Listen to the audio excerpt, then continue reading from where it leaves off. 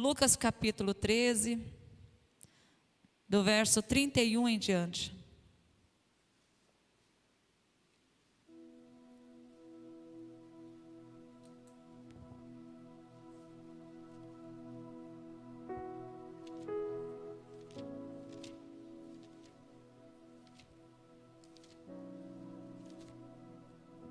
Amém?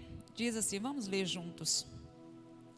A palavra diz assim para nós: naquela mesma hora, alguns fariseus vieram para dizer-lhe: retira-te e vai-te daqui, porque Herodes quer matar-te. Ele, porém, lhes respondeu: ide dizer a essa raposa que hoje e amanhã expulso demônios e curo enfermos, e no terceiro dia terminarei. Importa, contudo, caminhar hoje, amanhã e depois, porque não se espera que um profeta morra fora de Jerusalém.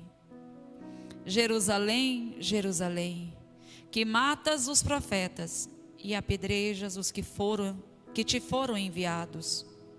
Quantas vezes quis eu reunir teus filhos, como a galinha junta os do seu próprio ninho debaixo das suas asas, e vós não o quiseste. Eis que a vossa casa vos ficará deserta, e em verdade vos digo que não mais me vereis, até que venhais a dizer: bendito que vem em o nome do Senhor. Amém? Glória a Deus. Amados, essa palavra o Senhor vem nos trazer nessa noite, vem nos ensinar o nosso coração. A gente vê nesse primeiro versículo que os fariseus chegam ali diante do Senhor Jesus e fala para eles que Herodes ameaçava vir matá-lo. Então o Senhor Jesus dá aquela resposta: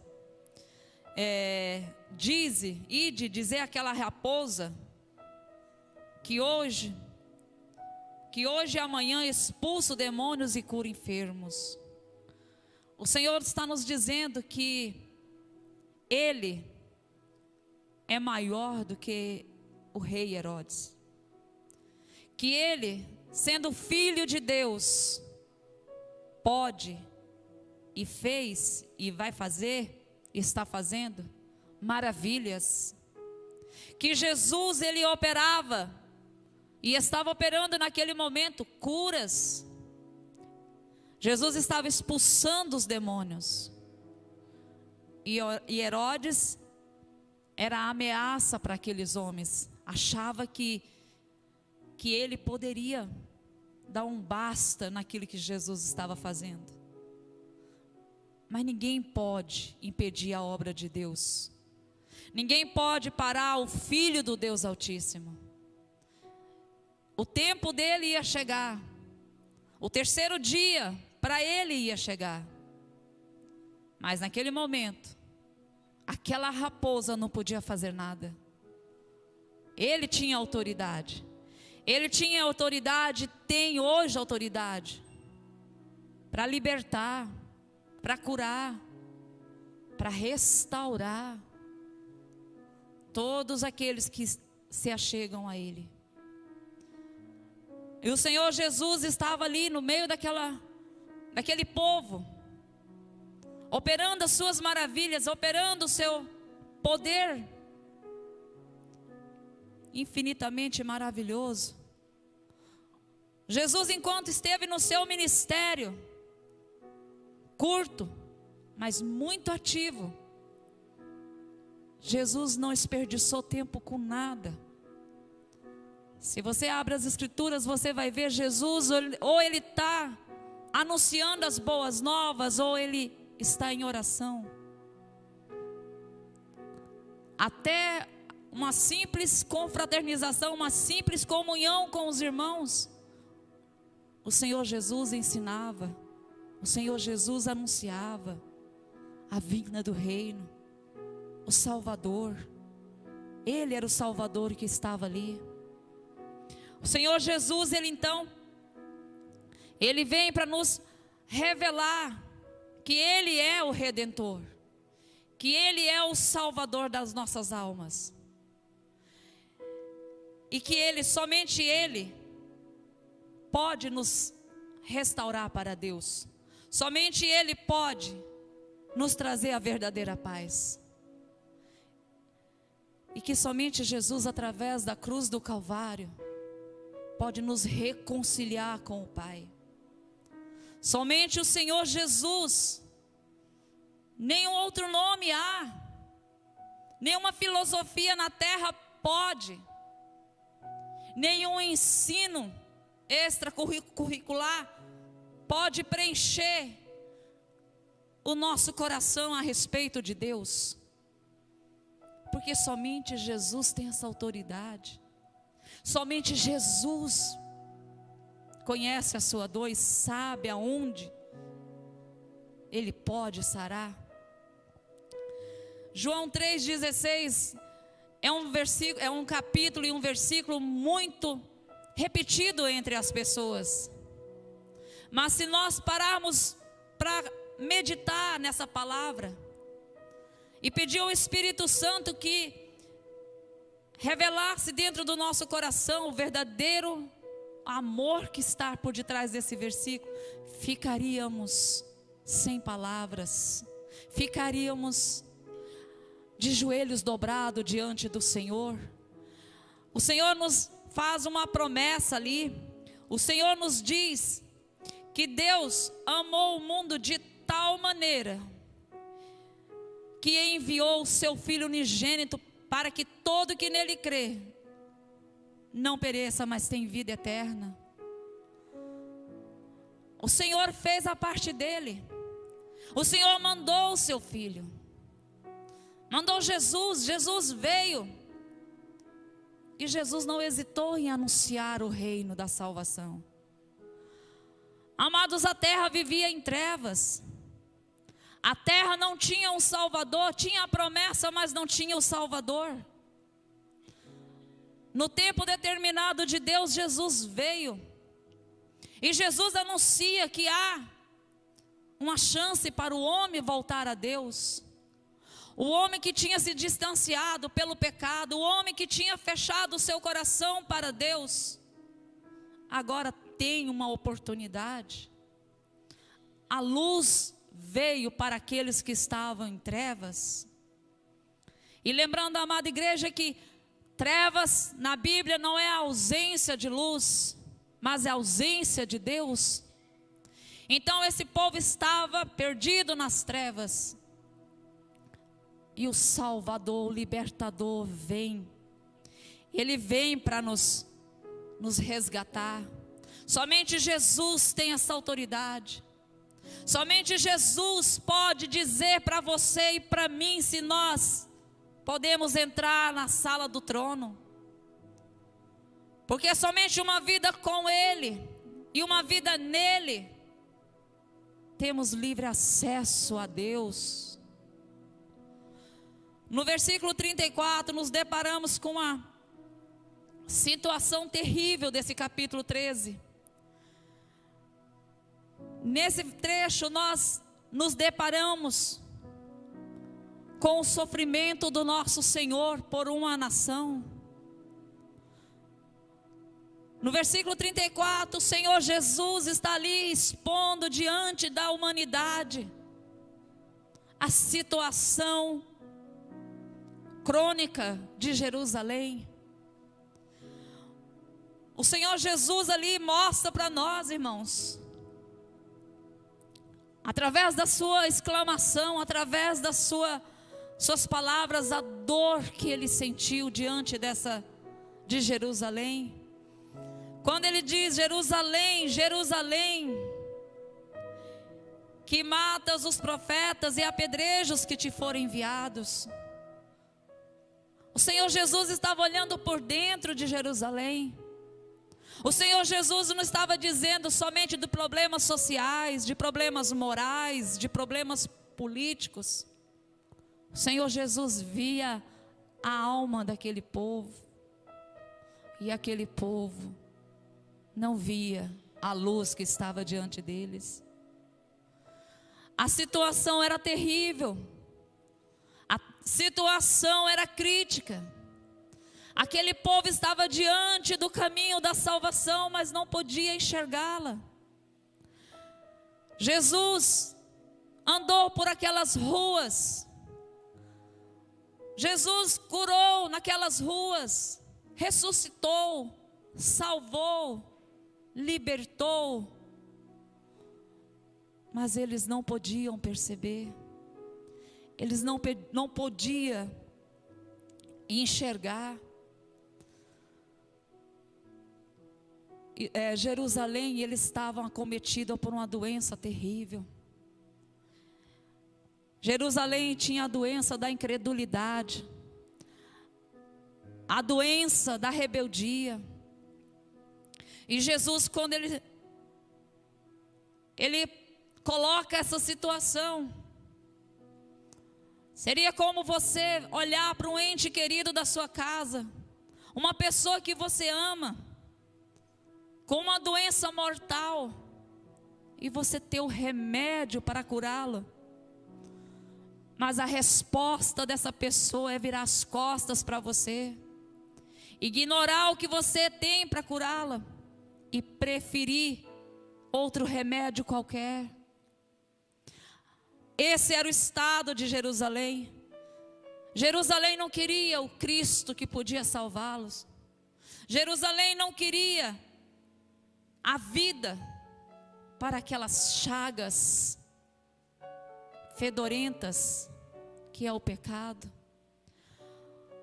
O pecado dominava o coração deles. Imagina a angústia do nosso Senhor. Imagina a angústia daquele que conheceu somente a vida, a verdade, a santidade, diante de um povo caminhando em direção à sua destruição. O Senhor Jesus estava desse jeito. O Senhor Jesus, ele estava enviando a salvação para eles, mas infelizmente eles não queriam ser poupados da ira de Deus. Gostaria que você abrisse comigo em 2 Coríntios capítulo 5.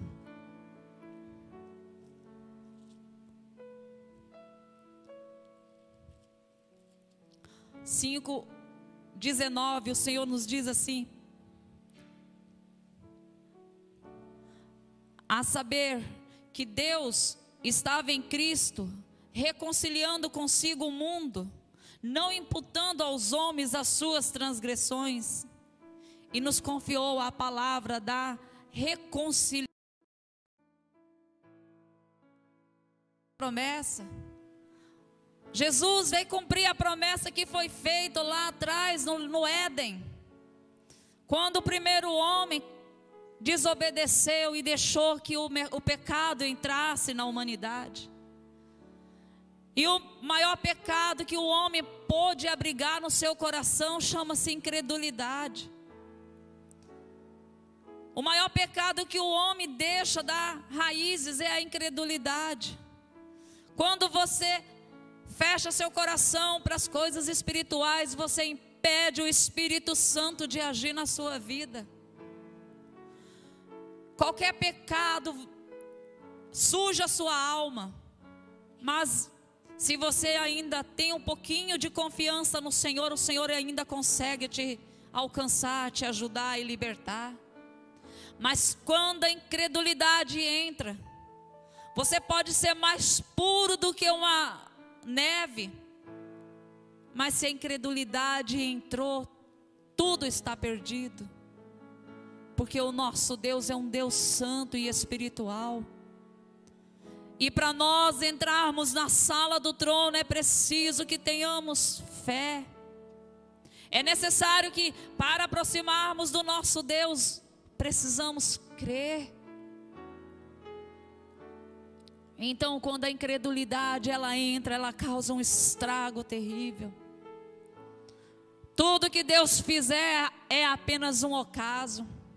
Tudo que Deus falar é apenas uma coincidência. Tudo que Deus operar na sua vida. Você dá crédito aos seus próprios braços, dá crédito à razão do mundo. Mas quando Deus encontra um coração de fé, quando Deus encontra o seu coração aquecido na palavra de Deus, quando Deus encontra em você um coração aberto, irmãos, você pode passar pelo mar com os pés secos. Você pode ver figueiras produzir frutos. Você pode ver coisas acontecer que a humanidade, a ciência não pode explicar. Porque aonde há um coração de fé, Deus pode mostrar o poder e as maravilhas dele. Aonde há um coração sedento por Deus, ali há um rio de água viva para o Espírito Santo fluir. E eu sei que tem coração assim aqui nessa noite. Eu sei que nesse lugar tem coração que clama pela presença do Pai. E Deus está à procura de você, irmão. De você que tem um coração que clama por Deus. O Senhor não te incentiva em nenhum momento a olhar para os seus pecados passados, mas Ele manda você deixar nos pés dEle. O Senhor não te ensina que você viva remoendo pecados cometidos, mas Ele te incentiva a você confessá-los e abandoná-los. Este é o Deus remidor. Este é o Deus que nós amamos. Este é o Deus que Cristo veio anunciar. E este é o Deus que vem nos buscar. Deus nunca mentiu, nunca mentirá. As suas promessas ainda estão de pé. As suas palavras ainda é a verdade. Mas Ele nos alertou que quando mais próximos da sua vinda, mais o coração da humanidade ia se endurecer. Lucas vai escrever para nós, no capítulo 19, se eu não me engano, do juiz, a parábola do juiz iníquo. Quando o Senhor termina ali aquela parábola, que ele fala daquela viúva, ele diz: porventura achará Deus fé na terra? Irmãos, quando o Senhor nos diz esse versículo, o Senhor está dizendo que é uma minoria. São poucos, irmãos.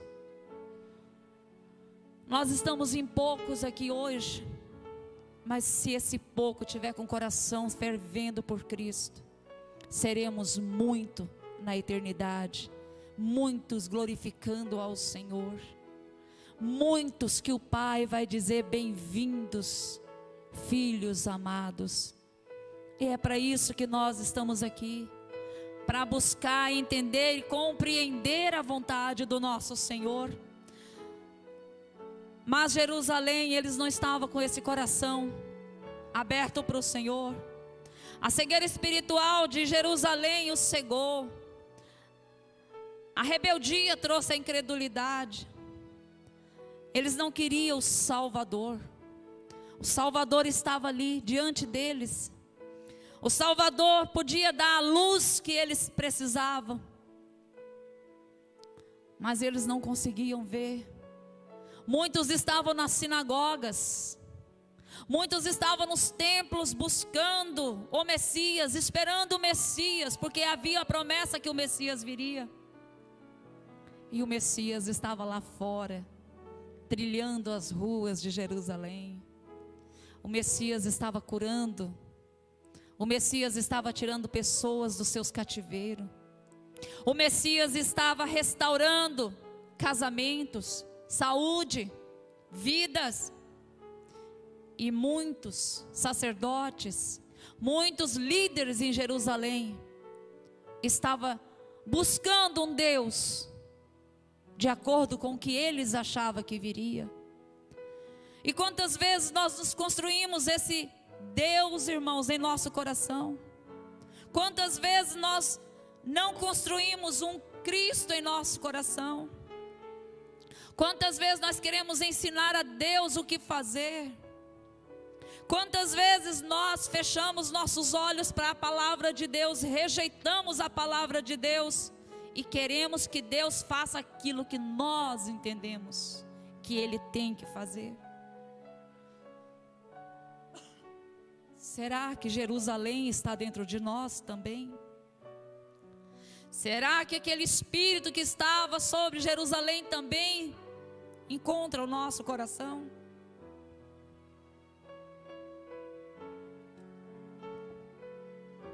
Será que a obstinação de Jerusalém também encontrou as nossas vidas? Amados, Jerusalém amou o presente século.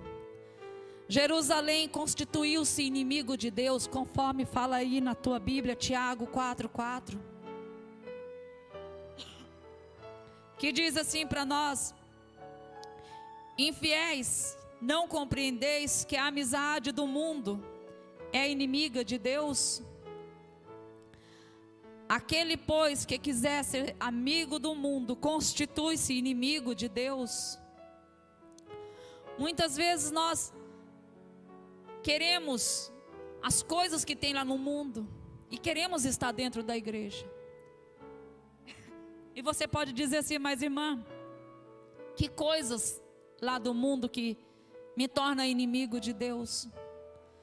Poderíamos ficar aqui a noite inteira citando para você exemplos, mas só uns para você ter uma noção do que entristece o coração de Deus. Quando você aceita os padrões mundanos como se fossem normais, quando você aceita aquilo que a Bíblia condena que não e você acha que é normal, quando você, ao invés de consultar o Senhor, de buscar a Deus, você busca qualquer outra coisa que não seja o Senhor. Isso é fazer amizade com o mundo. É quando você busca prazeres, conselhos em pessoas que não são pessoas espirituais que buscam o Senhor. Irmãos, nós estamos nesse mundo, não tem como nós esconder das pessoas lá fora. Só se nós morrêssemos. O Senhor Jesus vai explicar isso em João 17. Mas o Senhor diz para nós: nós estamos no mundo, mas nós não somos dele. O mundo tem o seu jeitinho de fazer os seus negócios. Para nós é tudo no preto, no branco. O mundo tem o seu jeitinho de amar os seus cônjuges. Para nós é o que a Bíblia nos ensina. O mundo tem uma maneira de olhar para a sua cultura e para a sua vida social. Para nós é da maneira que Deus se agrada.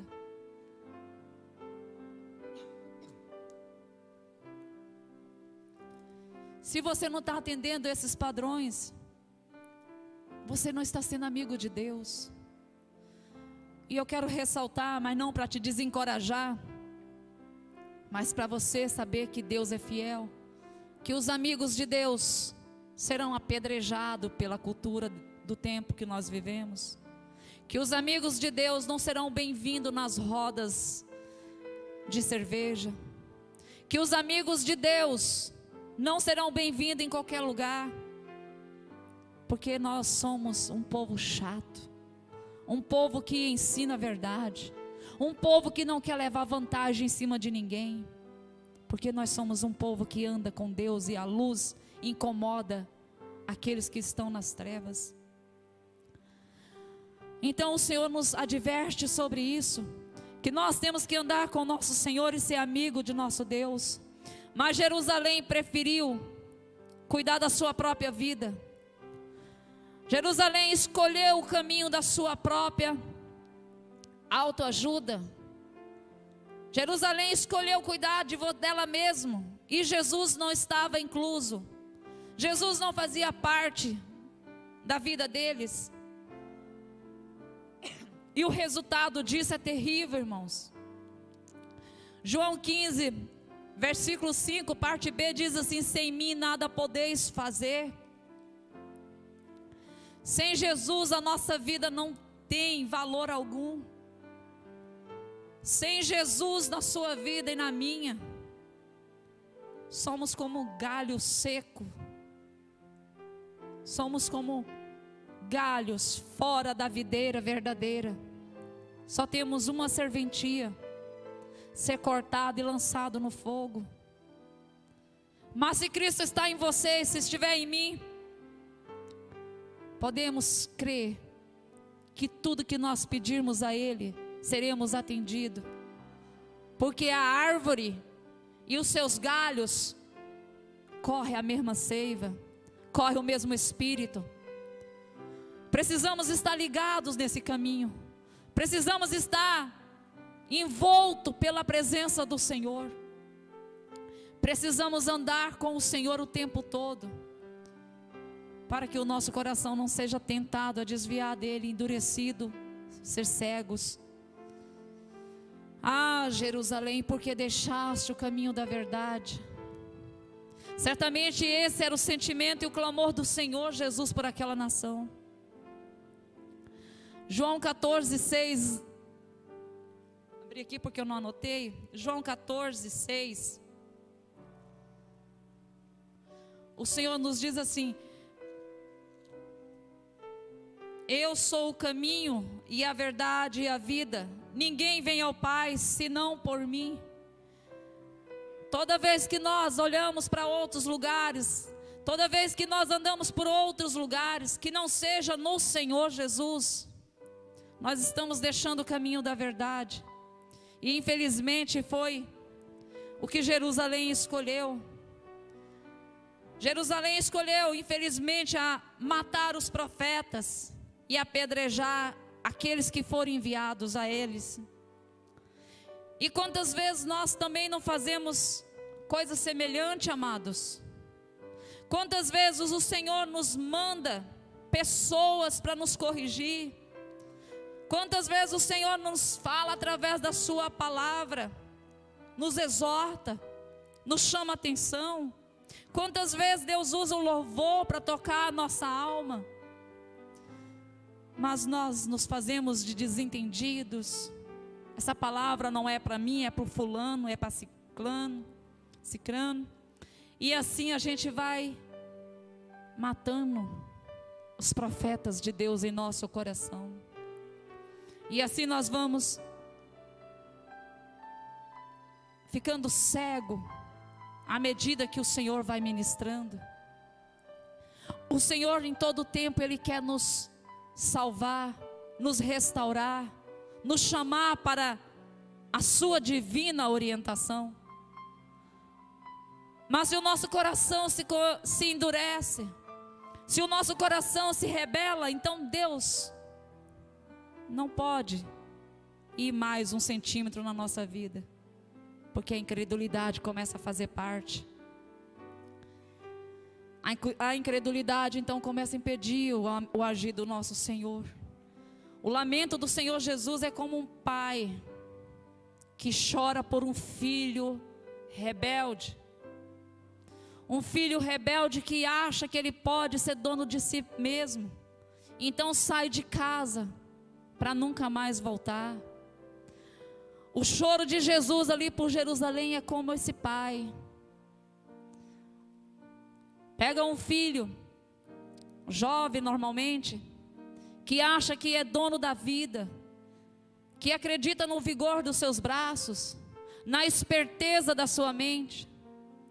E quando o pai começa a ensinar os padrões da vida, ele começa então a se rebelar. Como o filho pródigo nos ensina.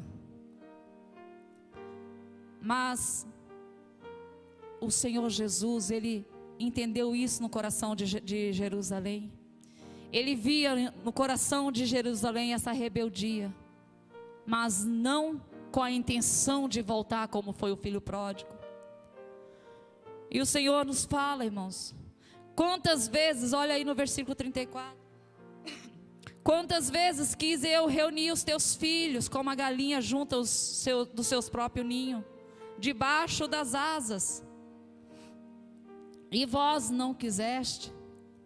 Quantas vezes o Senhor quer salvar, quantas vezes o Senhor quer nos livrar de um problema maior, quantas vezes o Senhor permite os nossos negócios dar errado, quantas vezes o Senhor entra na nossa casa e faz uma reviravolta, e nós muitas vezes estamos desapercebidos, sem discernimento, sem direção. E quando o Senhor permite esse transtorno, nós nos descabelamos, nós começamos a questionar: Deus, por que tu fizeste comigo? Deus, o Senhor não me ama, o Senhor permitiu isso acontecer comigo.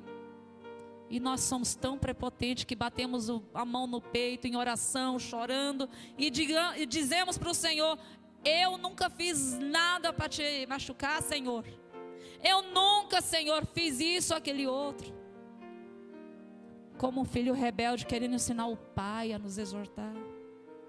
Diante das adversidades, irmãos, fecha teus lábios.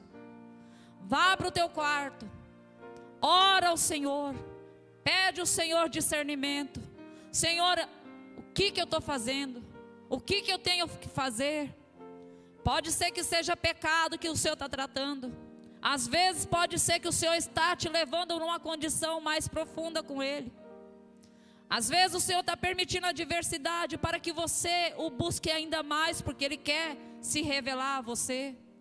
Outras vezes é pecados plantados que nós não nos consertamos. Então o Senhor permite uma adversidade para nós nos consertarmos. Deus tem 1000 formas de agir da maneira que Ele quer e do jeito que Ele quer. Nós precisamos calar mais e ouvir mais a voz de Deus. Precisamos ouvir o que Deus está falando. Deus quer falar ao nosso coração. Parece que nós, os filhos, só conseguimos ouvir o Pai quando nós estamos no meio da adversidade. Muitas vezes nós somos como aquela criancinha, a bagunceira dentro de casa. Você está falando calmamente: filho, não faça isso. Filho, não faz isso. Filho, não sobe aí. E a criança está lá com rebeldia. Chega uma hora que o pai chega e dá uma lambadinha nele. E aí ele, no choro, ele vai parar, vai para o cantinho dele entender que não era para fazer. Muitas vezes o nosso pai nos trata assim: filho, não vai. Filho, não faça. Filho, cuidado. Mas o nosso coração é muito ansioso. Nosso coração quer agir por conta própria.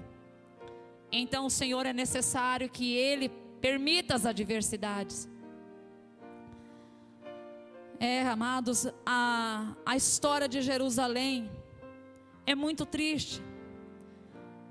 A história de Jerusalém é uma história que o Senhor vem desde os tempos do profeta Isaías, anunciando que o Salvador viria a eles. O Senhor já havia dado essa profecia. Eles sabiam quem era o Messias, que o Messias viria com poder, que o Messias viria com sinais e maravilhas. Mas eles estavam cegados pelas suas naturezas e não puderam enxergar. E aí nós nos perguntamos: quantas vezes o Senhor nos vem a nós?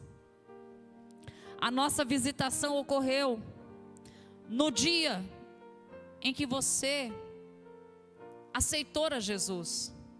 Nós chamamos de aceitar a Jesus. A gente sabe que foi Jesus que nos chamou. Mas a visitação do Senhor não termina aí.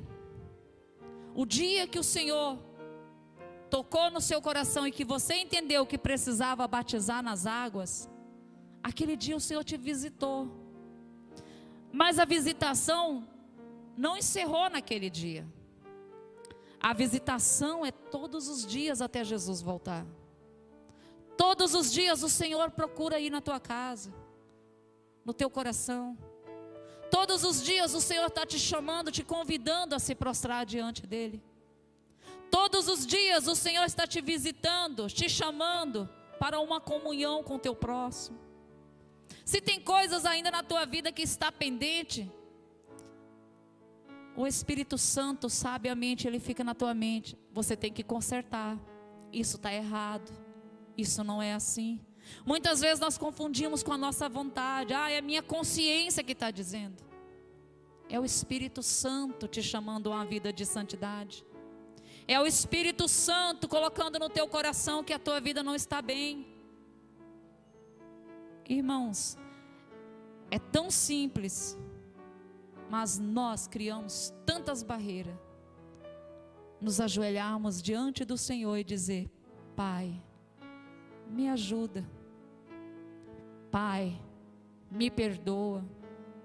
Pai, eu falhei. Pai, eu pequei e fiz o que era mal aos teus olhos. Irmão, qual coração de pai que resiste uma confissão e um coração quebrantado como esse? Mas muitas vezes nós deixamos que a natureza de Adão fala mais alto. Adão, quando ele caiu no engano, que ele consumiu o pecado, lá no Éden, depois você pode chegar em casa e conferir, quando ele peca, quando o Senhor chama pelo nome dele, o que ele faz? Ele se esconde, ele foge de Deus. E quando o pecado entra em nosso coração, a primeira coisa que ele põe em nós é o desânimo para a oração. Você quer ver uma coisa doer muito na nossa alma? É quando o irmão chega e fala: estou tão desanimado de igreja, de Deus. Irmãos, isso não é desânimo da igreja, isso é desânimo de você com Deus. Você está permitindo o teu coração se afastar, e a cada dia mais ele vai se afastar. Porque você tem um inimigo que quer isso de você. Você tem um inimigo que está doido que você desiste. Ele não pode fazer você desistir, mas ele pode te incentivar a desistir. E ele vai fazer de tudo para que você se desmotive, para que você não venha à igreja, para que você não seja a igreja, para que você não exerça a sua função de igreja. Você tem um inimigo mortal que te odeia, desde o dia que Deus elegeu o teu nome na fundação dos tempos. O dia que o Senhor pensou em te criar, Satanás já te odiou. Porque você pode carregar o Espírito Santo dentro do seu coração. Porque você pode ser cidadão do céu. E ele não pode mais, porque ele já perdeu o seu lugar, o seu direito de estar com o Pai. Precisamos reconhecer as nossas falhas, irmãos, antes que seja tarde demais, antes que o nosso coração fique empedrado, antes que o nosso coração vire uma pedra impenetrável. Precisamos nos humilhar mais diante de Deus.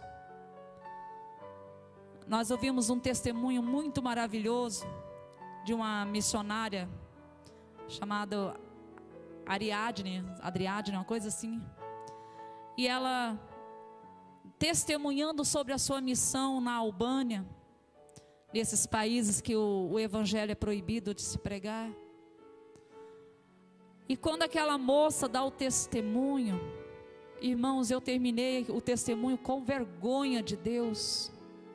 Com vergonha de Deus. O testemunho dela está na internet, você pode procurar. O testemunho dela contava de um homem que ficou 26 anos preso por não negar sua fé em Jesus Cristo. Irmãos, isso está acontecendo agora no nosso tempo. Na China, se você tiver a Bíblia inteira, você pode ser queimado vivo, irmãos. Isso está acontecendo hoje, agora. Nós temos a liberdade de andar com a nossa palavra, com a nossa Bíblia. Nós temos a liberdade de chegar na casa de alguém que não conhece a Jesus e dizer: eu vim aqui fazer uma oração com você. Eu vim aqui ler uns salmos com você. Nós temos essa liberdade, Jesus tem nos dado, irmãos. E essa liberdade demais dá medo, porque quanto mais liberdade, mais cobrança nós teremos. O Senhor pode chegar um dia e nos pedir conta do tempo que nós temos para falar, para anunciar, para pregar, e o nosso coração tem acomodado na nossa própria vida. Aleluias. Cada dia que nós experimentamos a visitação do Senhor, o Espírito Santo, Ele se estabelece ainda mais em nosso coração. E como é que você pode experimentar essa visitação? Através da palavra de Deus, através de oração, através de louvores, de tudo, essas coisas que eu te falei, você pode experimentar a visitação do Senhor. Basta você ser humilde e pedir para que Ele te visite. Mas infelizmente tem pessoas no nosso meio, como Jerusalém, que elas fecham o coração para o Senhor e viram as costas para o Salvador. Tem pessoas, infelizmente também, que elas recebem Jesus. No primeiro momento, o Senhor Jesus é o Senhor delas. Elas carregam a Bíblia, elas vêm para a igreja, mas quando elas estão diante das pessoas lá fora no seu convívio, elas envergonham tanto o nome do Senhor, que o estrago ainda é maior com essas pessoas. O testemunho delas seria melhor se elas nunca tivessem confessado a Jesus. Porque confessar o Senhor e não viver o Senhor é envergonhá-lo. Irmão, nós fomos salvos para carregar a marca de Cristo. Nós fomos resgatados do inferno para carregar o céu. Mostrar para aqueles que ainda não sabem quem é o Senhor Jesus, que existe um Deus verdadeiro, um Deus que vem e vem com a sua justiça. Mas hoje em dia nós sabemos que os crentes, que os evangélicos, nós sabemos que eles vivem uma vida tão semelhante com aqueles que nunca ouviram falar de Jesus, talvez ainda pior. Mas ainda há tempo, há tempo de nós consertarmos, há tempo de nosso coração se render ao Senhor, há tempo de nós permitir que o Senhor faça em nós morada. O Senhor, Ele diz para nós no livro de Lucas, capítulo 19, verso 20, o Senhor fala assim para nós,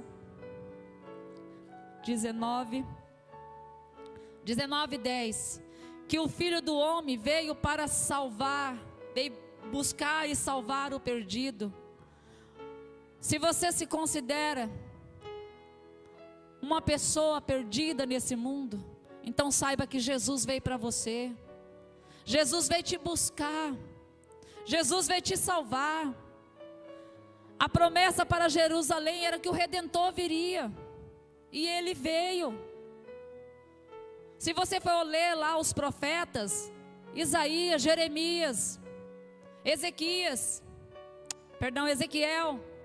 os menores lá, Oséias, Amós, Daniel. Se você for ler lá os Salmos, os livros de Reis, Crônicas, você vai ver que o Senhor falando, o Messias virá. O Messias vai nascer, o Messias virá de uma moça virgem, o Messias vai fazer, vai curar, vai libertar e vai salvar. E o Messias veio, a palavra se cumpriu, a profecia se cumpriu. E por que tanta alegria da minha parte? Porque se Ele cumpriu lá, Ele vai cumprir aqui. A nossa promessa é que Ele voltará para nos salvar, nos resgatar, para ir para casa. Salvo, nós já somos. Fomos salvos através da cruz do Calvário, do seu sofrimento. O nosso nome já está no livro da vida, se nós crermos, né? Se nós realmente professamos essa fé. Irmãos, só isso, só ter o nome escrito no livro da vida é motivo de nós chorarmos, irmãos. É motivo de nós chegarmos num lugar, numa reunião como essa, e nós orarmos com amor, com o coração ardendo, irmãos. Você tem noção o que é a condenação eterna? Você tem entendimento o que é passar uma eternidade, irmãos? Nós nunca teremos aqui nessa vida a dimensão o que é isso. Se a sua vida está difícil hoje, acalma teu coração, porque só é um momento. Mas imagina esse sofrimento por toda a eternidade. Vai passar 1000 anos e o problema vai estar lá. Vai passar 50 mil anos e a dor vai estar lá. Porque lá o fogo não apaga e o bicho não morre. É isso, vai ser a eternidade.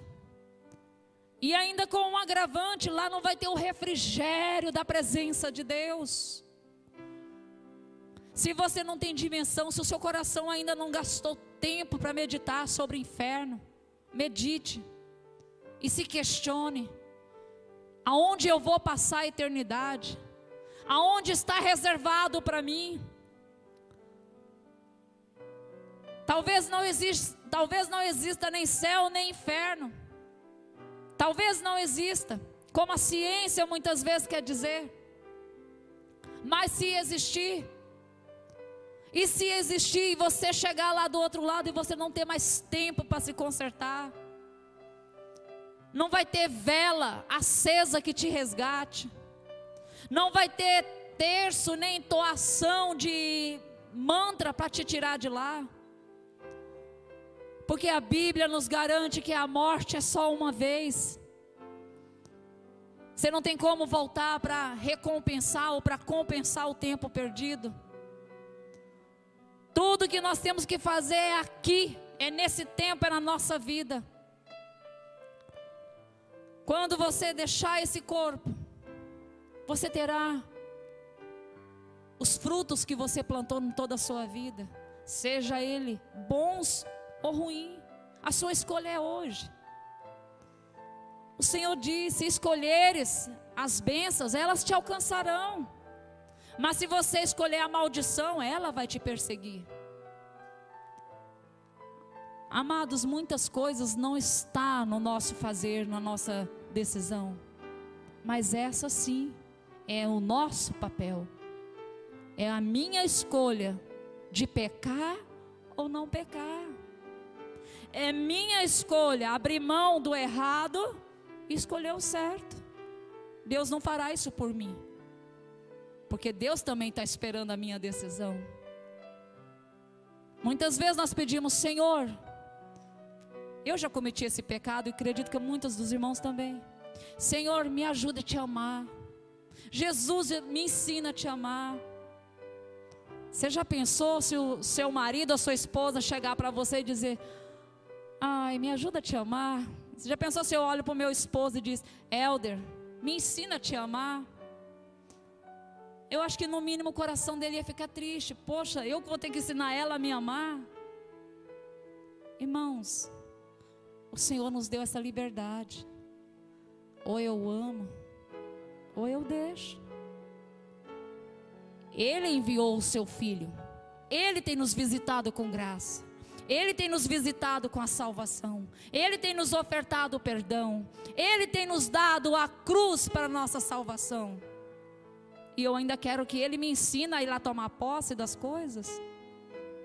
Tudo que Ele diz é: esforça-te, esforça-te, e tem de bom ânimo. 1 Coríntios 5, 15 e 19.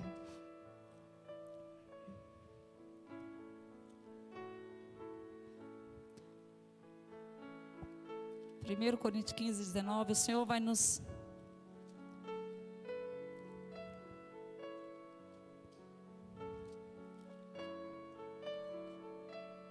Esse nós já lemos. Lucas 19, 41.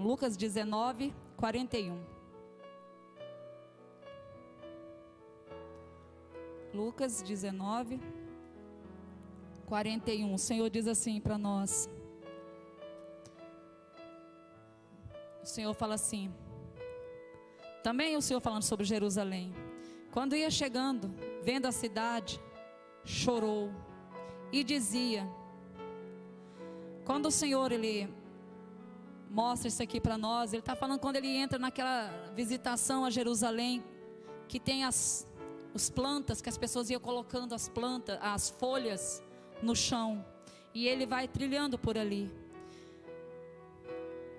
Ele diz assim: se conhecera por ti mesma, ainda hoje, o que é devido à paz, mas isto está agora oculto aos teus olhos, pois sobre ti virão dias em que os teus inimigos te cercarão de trincheiras, e por todos os lados te apertarão o cerco, e te arrastarão, e aos teus filhos dentro de ti. Não deixarão em ti pedra sobre pedra, porque não reconheceste a oportunidade da tua visitação. Aqui o Senhor Jesus, com esse lamento de dor, aqui, irmãos, é a consequência de Jerusalém não ter ouvido Ele. Aqui o Senhor vai falar para eles, o Senhor já estava vendo o futuro. Jerusalém não ia mais conhecer a paz. E nós, se você for ler nos livros de história ou fazer uma pesquisa no Google, você vai ver o quanto Jerusalém sofreu em ataques políticos, ataques de guerra, ataques de todos os lados, porque Jesus visitou Jerusalém. Naquele dia Jerusalém ia ser reconhecida, naquele dia Jerusalém ia ser livrada dos seus problemas. Mas Jerusalém preferiu negar. Jerusalém escolheu o seu caminho. Jerusalém escolheu a sua vida ao invés do Salvador. Agora o Senhor diz, e esse de Jesus aqui, irmãos, quando você for ler, tenta estar na cena. Era um de justiça que ia se cumprir. De suspiro, de uma terrível tragédia. Se conheceras por ti mesma, hoje o que é devido à paz. Jerusalém estava cega, ela não poderia ver a salvação. Amados, ao longo de toda a Bíblia, de Gênesis a Apocalipse, nós vamos ver os cuidados do nosso Deus. Os cuidados do nosso Deus em anunciar as boas novas. De toda a palavra de Deus, você vai ver o cuidado desse Pai. Quando você vai ler o livro de Isaías, de Jeremias, você vai ver o choro desse Deus maravilhoso, chamando ao arrependimento, chamando ao alinhamento. Guarda no teu coração, amados, toda vez que a Bíblia diz não para você, não é porque Deus é ruim, que Deus está te poupando de alguma coisa que você queria. Toda vez que aparece o não faça, não pode, não faça isso, é porque Deus está te livrando de coisas ruins. Toda vez que o Senhor diz para nós não fazermos algo e nós tentamos o Senhor e fazemos, caímos no mesmo pecado que Adão de novo, da desobediência. E com a desobediência vem toda a tragédia do mal para nossa casa, nossa família. E não foi só Jerusalém que negou o Senhor. O Senhor vai citar vários exemplos na palavra dele. Corazim, Betsaida, e tantas outras.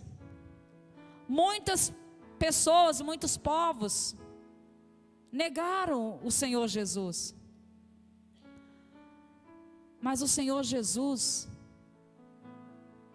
com o coração de amor que Ele tem, ainda, tanto para Jerusalém, como para nós hoje, a promessa de João 3,16 ainda está de pé. Até para eles, como nação, eles tinham a oportunidade, porque Jesus foi lá. Agora, como indivíduo, todo judeu, toda a nação humana, todos os tempos, por todos os povos.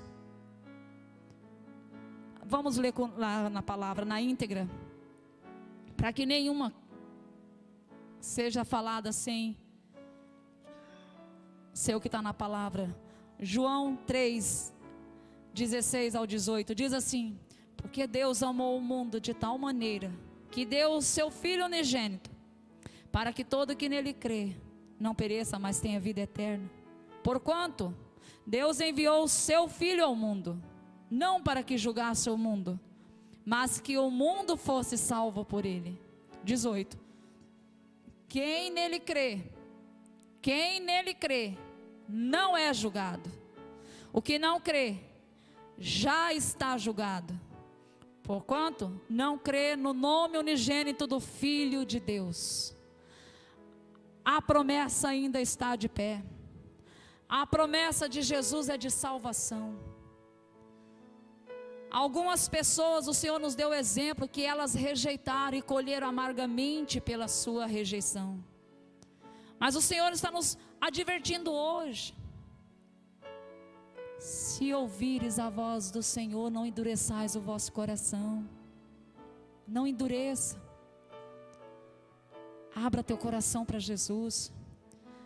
O Senhor Jesus diz para nós no livro de Marcos, e já terminando, 2,17: não são as pessoas sadias que precisam de médico, mas os doentes. Não vim chamar justos, e sim pecadores. Se você entende que você é um pecador, assim como eu sou pecadora, se você entende que você hoje está enfermo, e essa enfermidade, não estou dizendo de carne, problemas de saúde, a enfermidade da alma, do pecado. Se você entende que você está enfermo, você está no lugar certo. Você está na presença do Senhor nessa noite. Eu não sei como você recebeu essa palavra no teu coração. Eu não sei o que o Espírito Santo quer te falar nessa noite. E nem você sabe do que Deus quer falar comigo. Mas uma coisa nós sabemos: que Deus está nos chamando a um quebrantamento de coração e espírito. Ele ainda está conosco. Dias piores virão. E se nós não nos aliançarmos agora, se nós não andarmos de dia enquanto a luz ainda está, quando as trevas vierem, nós não conseguiremos discernir sua voz. Que o seu coração possa entender, amados, que o Espírito tem dito a você. Que o Espírito Santo possa falar em nossa alma, em nosso coração. E eu agradeço a oportunidade, amado.